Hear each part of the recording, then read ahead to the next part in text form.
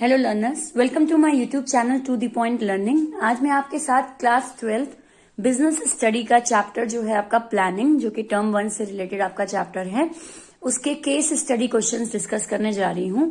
इससे पहले मैंने इसी चैप्टर से रिलेटेड एमसीक्यूज आपके साथ डिस्कस किए हैं और असर्शन और रीजन डिस्कस किया है। तो अगर आपने वो नहीं देखे हैं वीडियोस, तो अपने एग्जाम प्रिपरेशन के लिए आप वो वीडियो जरूर देख लें, ताकि आपको एक आइडिया रहे कि क्वेश्चन किस तरीके से फ्रेम हो सकते हैं और आपका ये लास्ट मोमेंट रिवीजन भी अच्छे से हो जाएगा। इसके अलावा मैंने इससे पहले मार्केटिंग और ऑर्गेनाइजिंग चैप्टर के भी MCQs, assertion and reason, match the following और केस स्टडी के अलग अलग वीडियोस बनाए हैं।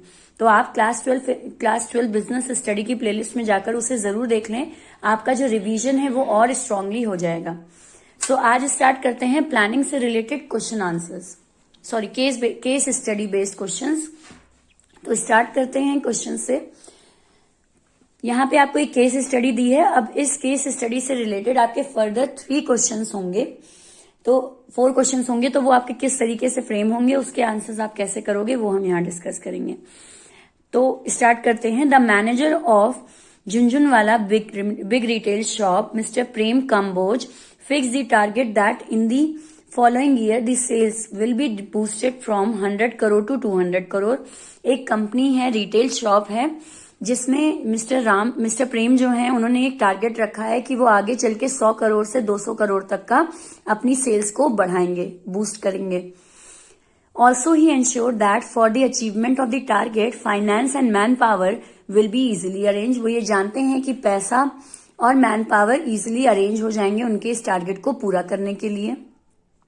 Mister Kamboj was still planning for this target when he had to go on a long leave all of a sudden. अब वो इस चीज की प्लानिंग कर ही रहे थे कि अचानक से उन्हें एक बड़ी सी छुट्टी पे जाना पड़ा।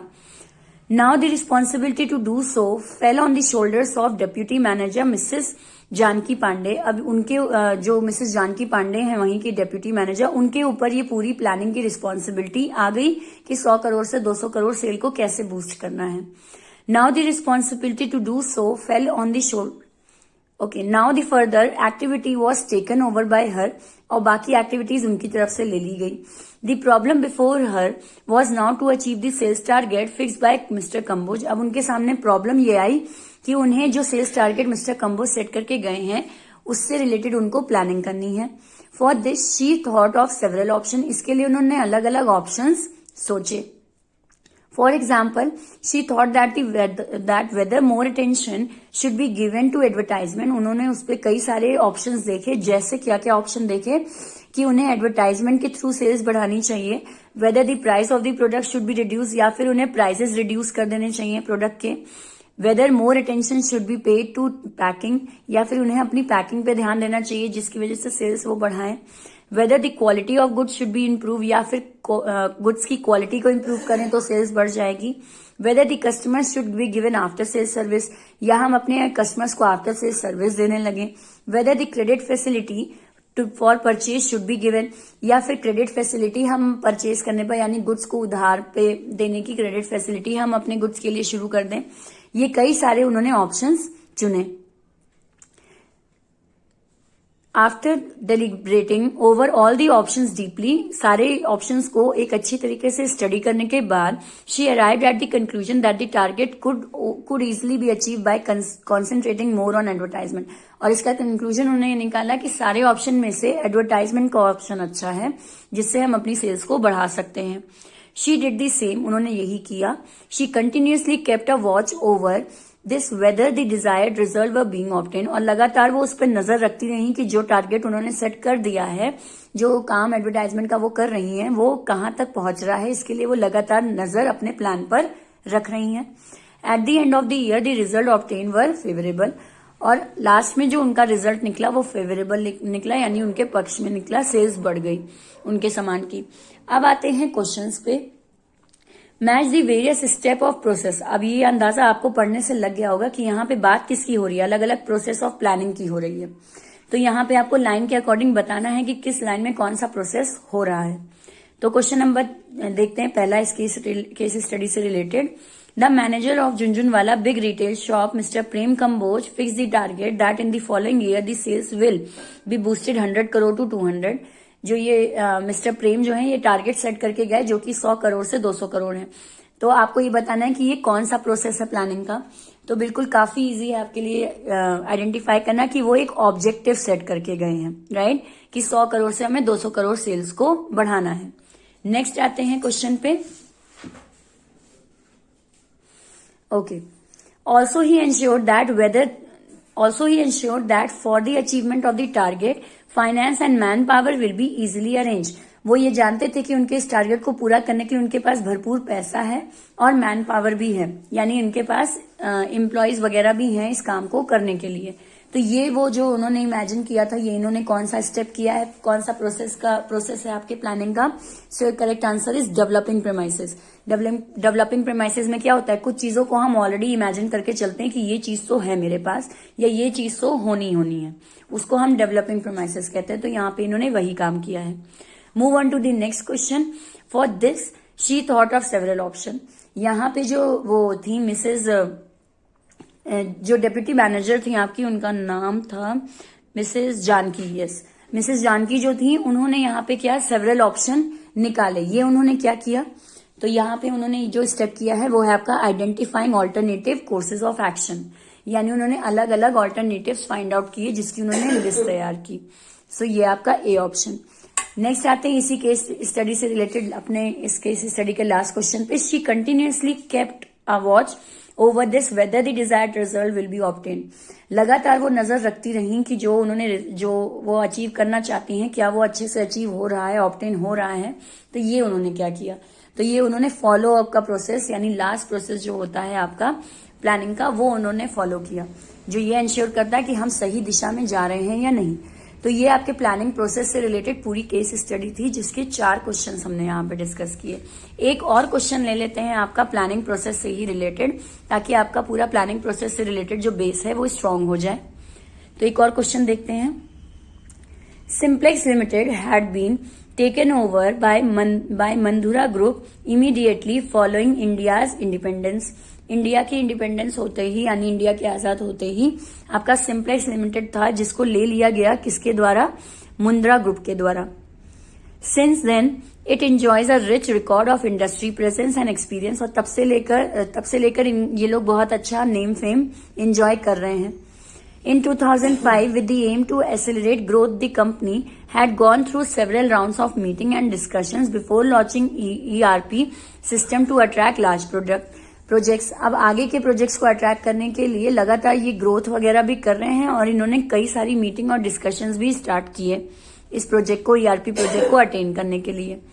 The management had done effective forecast and critical thinking. Management जो है उसने काफी कुछ फोरकास्ट भी किए हैं और क्रिटिकल थिंकिंग प्रोसेस भी अपना यूज किया है regarding allocation resources to reduce waste, ताकि ज्यादा वेस्टेज ना हो हमारा। For this purpose the company had laid down multiple courses of action to meet the challenge of adverse situation. Adverse situation से, यानी किसी भी तरह की अनसर्टेनिटी से लड़ने के लिए उन्होंने कई सारे कोर्स ऑफ एक्शन भी तैयार रखे हैं अपने पास। इन 2008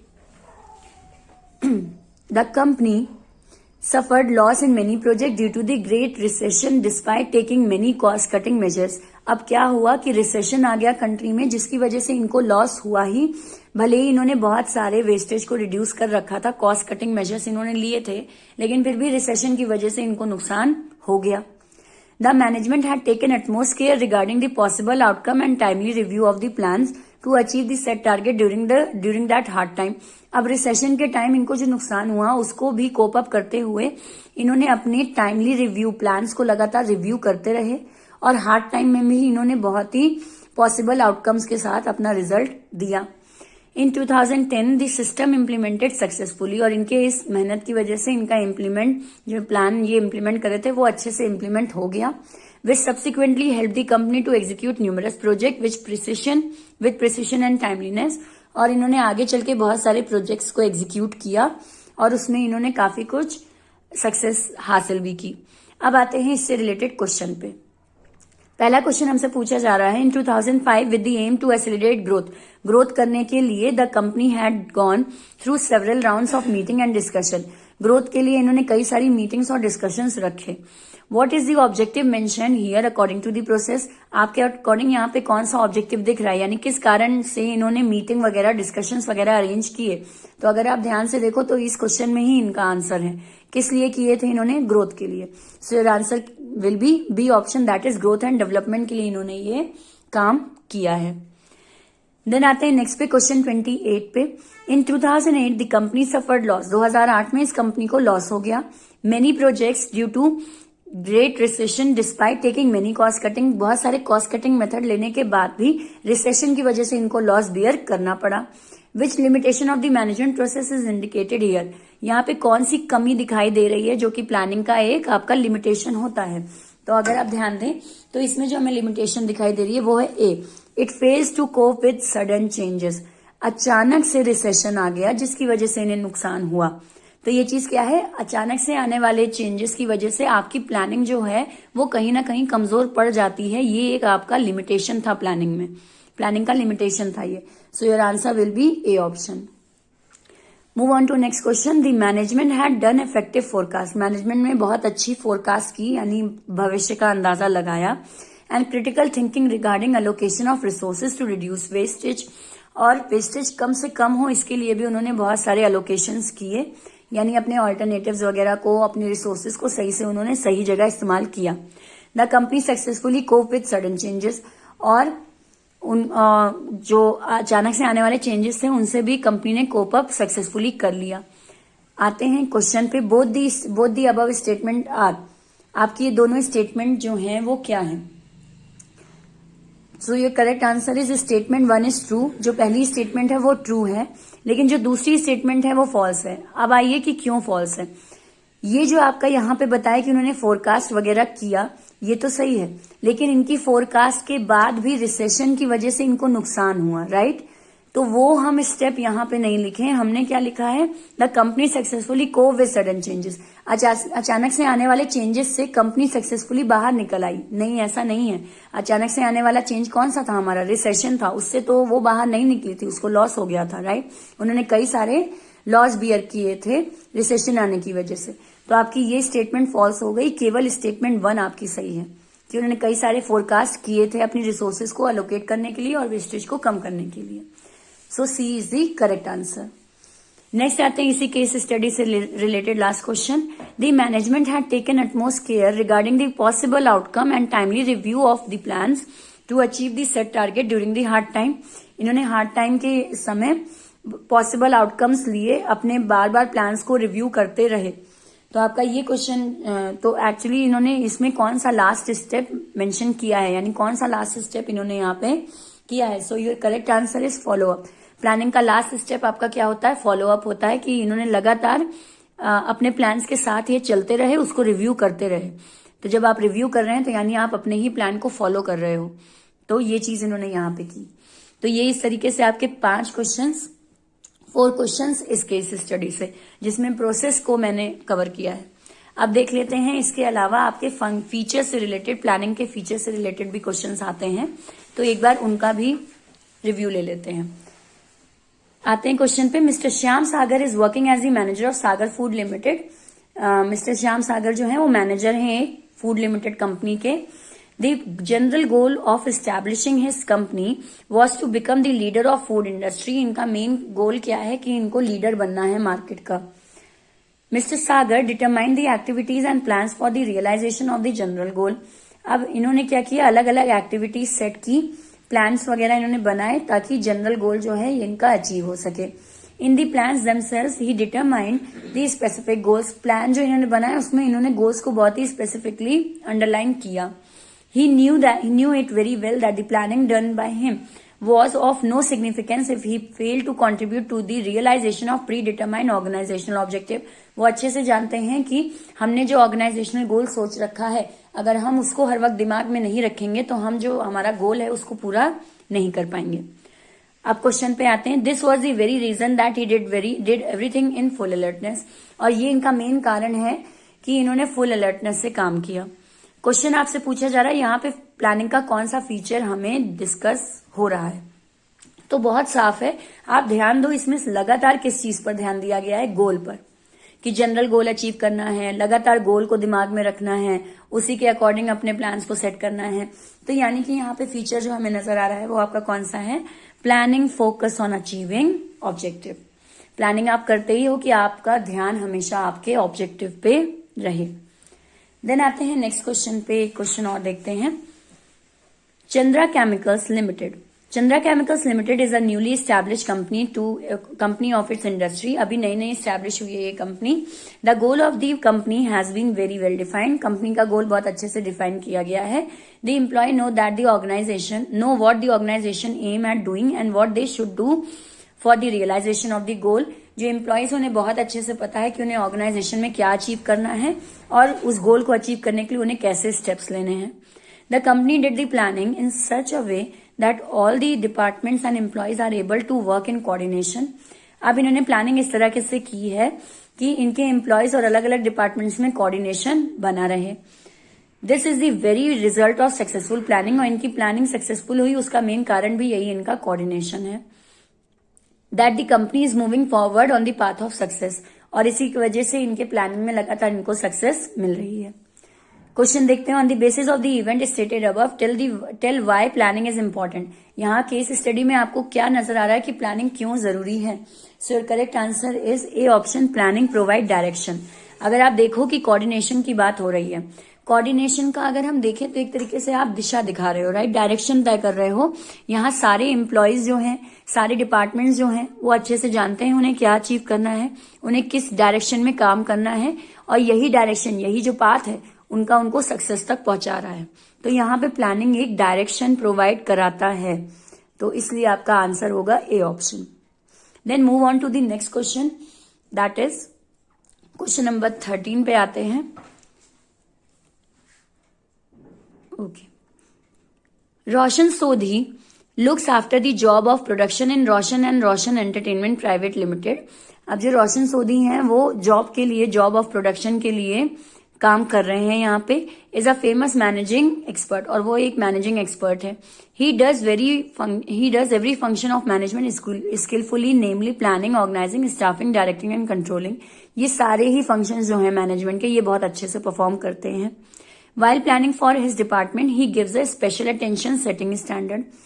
जब ये प्लानिंग करते हैं तो प्लानिंग के टाइम ये बहुत ज्यादा ध्यान देते हैं कि स्टैंडर्ड अच्छे से सेट किया जाए, यानी गोल अच्छे से सेट किया जाए। He completes the other job in a normal manner and at the end again he pays a special attention to the job of controlling. अब ये क्या करते हैं, ये लगातार जॉब पर तो ध्यान देते ही हैं कि वो नॉर्मल वे में होता रहे, लेकिन बार बार ये अपने प्लान्स को कंट्रोलिंग के जरिए रिव्यू करते रहते हैं। ठीक, here he determine the deviation. और जब वो ये कंट्रोलिंग का फंक्शन करते हैं तो वो कुछ कमी पाते हैं। कंपेयरिंग दी स्टैंडर्ड, जो उन्होंने स्टैंडर्ड सेट किए उससे रिलेटेड इनको कुछ कमियां दिखाई देती हैं, डेविएशन दिखाई देते हैं विद द एक्चुअल परफॉर्मेंस।